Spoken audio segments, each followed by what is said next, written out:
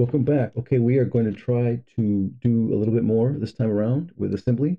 Let's try to print something. Can you see that comment there? I'll try to remember to put this all in the comments when I publish the YouTube. So I'm saying let's, oh my gosh, let's see if we can get it to print something to here.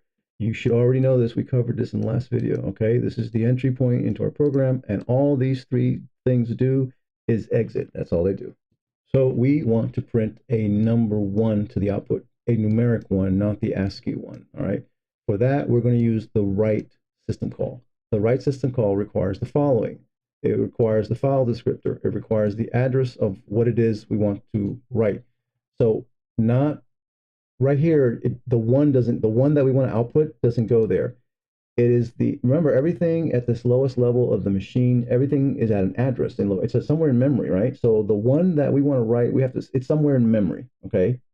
So this is going to tell it the location of what it is we want to write.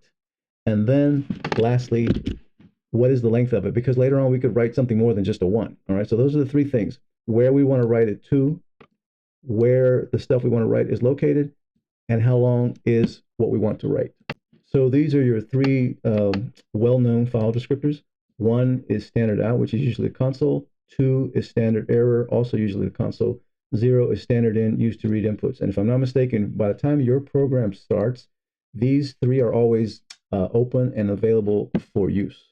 So for example, if you want to do a complicated program and write to a file, it wouldn't be this simple, because then you'd have to first open the file, and then you have conditions. Am I opening it for reading? Am I opening it for writing? There's a lot more to it. But with the console and an input like keyboard, these are already open and available for use. Okay, so again, I'm repeating myself here. Remember the exit system call, which is number 60. It requires an exit code, which a good one is 0 for a program that is going to exit cleanly. This is the telling, the operating system, hey, I want to use system call 60, which is exit. And here I'm going to give you the code of 0, which last time we did exclusive OR, we could have also done this, move 0 into the EDI register. Okay, now finally we get to the write or print in our language system call. So it uses the same register as this one, EAX, but instead of number 60, it's number 1, because number 1 is the write system call. And each system call has their own number, all right? Now, in this case, EDI is not used for an exit code. It's used for our file descriptor, which I just described. So the standard out console is file descriptor number 1. There it is, standard out.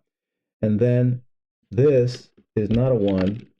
This is actually location of what to print. You're going to see that in a second.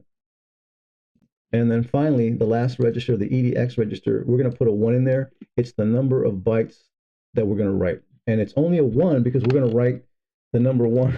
I know this is confusing. So the write system, our particular write system call, okay, standard out, file descriptor number 1. The location, we haven't determined it yet. The length of what we want to write is 1 byte, because we are writing only a single digit 1. That's why it's 1. If we were writing like hello world, we would count, every single letter, the space, the new line, the whole thing, and then it wouldn't be a 1. It would be 10 or 11 or whatever it is. Now, I ran the program, and I purposely wanted to get an error. Symbol, location of what to print is not defined, and that's true. We are telling it this new label here. Notice how we define labels, right? We say, okay, global, this is the entry point, it's called this. Oh, there it is. So then whatever the process is to build our program, it's making sense. But now whatever the process is to build our program found this label, but it's not mentioned anywhere else. So what we're missing is location of what to print. Now, before we do that, you remember in the previous video, I said an assembly program has different sections, and we had only talked about the .text section because that's where the code is. All right. Well, now though, we're going to have a message to print to the output. Our message is just a numeric 1, but it's still a message. That's not code, that's data. So there's a section called data. Oh, no colon. And this is where we're going to define this label. It's located in the data section. Now there's one other thing. We have to now tell it about our message. Our message is the one that we want to write, right? But we have to tell the assembler everything. It doesn't guess. It needs to know what size, how much memory does this one need. We only need to define a byte. Like that's probably the smallest thing we can define, and that's what we're going to tell it. Okay. So let's run this. Oh, it did something. Look at that. Now remember, this is an ASCII output, okay, but this is a numeric one. What if we change this to an ASCII one? Would that work? Oh, look at there. So in case you're not understanding, the process of getting your program to get converted from this into machine code, and that may be for some other video, because remember, by the way, maybe I haven't said this. This is not what's running. Okay, computers don't run this stuff right here. This is for us to read at the lowest level, and there's a process that happens that it gets converted to something that does run, that does execute. All right. So all of this is a suggestion. We don't get to specify where exactly what memory location to put this value in. We're just telling the process that builds our program wherever you want to put it. We only require 1 byte of memory. I had to make a quick insert and correction into the video. DB1 does not mean we only need 1 byte of memory. I misspoke, okay? Because then you look at this and you're like, wait a minute, we already know there's 6 bytes of memory there, right? If you count them, that's 6 bytes.